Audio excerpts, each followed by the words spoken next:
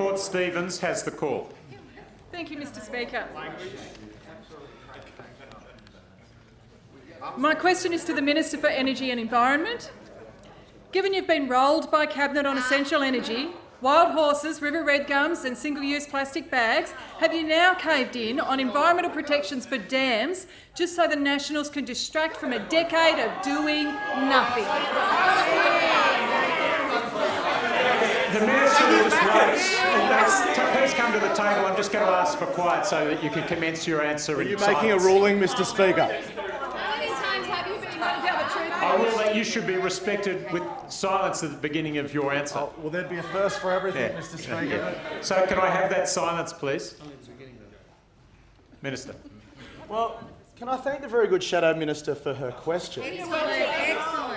But, Mr Speaker, I don't think anyone's told the Shadow Minister that we asked the Dixers.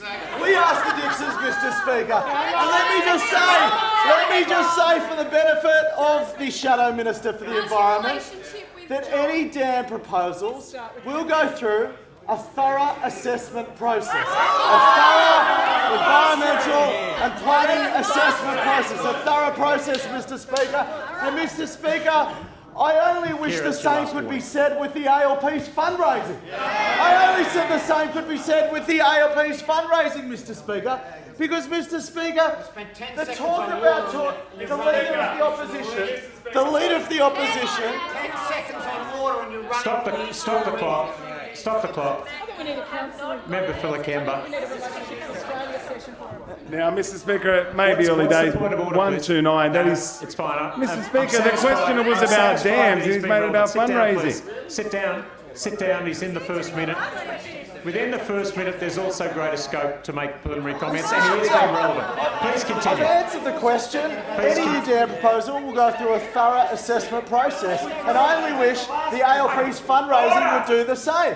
Mr Speaker, they talk about cleaning up the environment, but the Leader of the Opposition can't even clean up the ALP, Mr Speaker. Mr Speaker, they talk about banning the bag, they can't even kick out Kayla. They can't even kick out Kayla, Mr Speaker. I mean, Mr Speaker, the reality is, what does it take to sack a General Secretary? What does it take?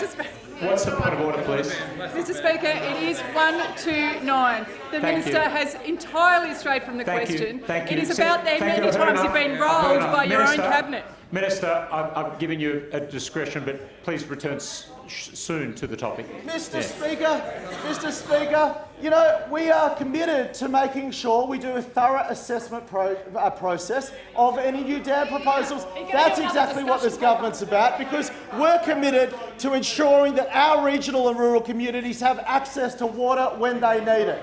And that's why a thorough process is absolutely necessary, so we can make sure the dams go where they're going to deliver the results, Mr Speaker. Mr Speaker, but the reality is, you know, what does it take for the Leader of the Opposition to sack a General Secretary?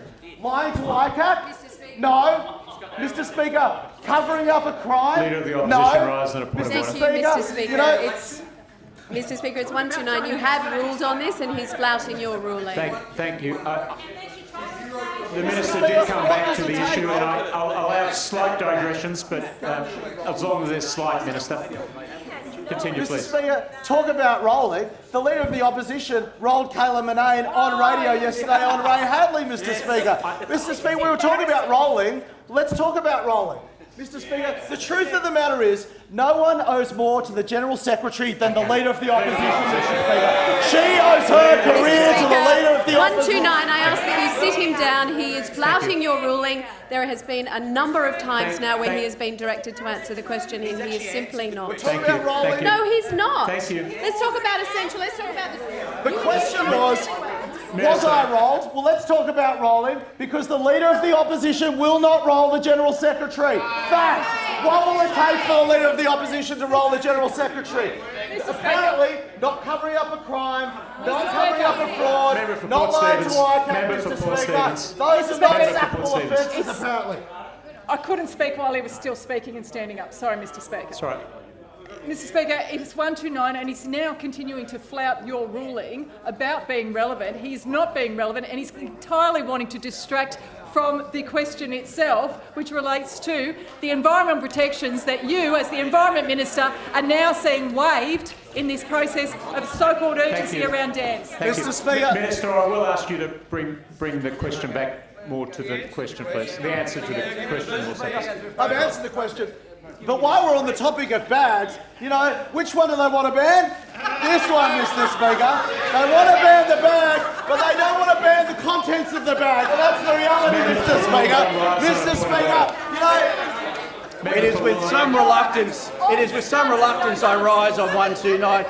If the minister wants to really take on plastic bags, ban them on Thursday when you got the chance, mate. Mr. Speaker, the reality is we're not going to ban the plastic bag on Thursday because it doesn't go far enough. Because, you know, we need to make sure that we ban straws, we deal with, you know, single-use plastics, and unlike them, we're not going to virtue signal, Mr. Speaker. We're going to get real action for our environment, Mr. Speaker. Mr. Speaker, they have no credibility when talking about cleaning up the environment because they can't even clean up themselves, Mr. Speaker. Mr. Speaker, the Leader of the Opposition owes her career to the General Secretary. That's why she won't sack her. Member for Manly.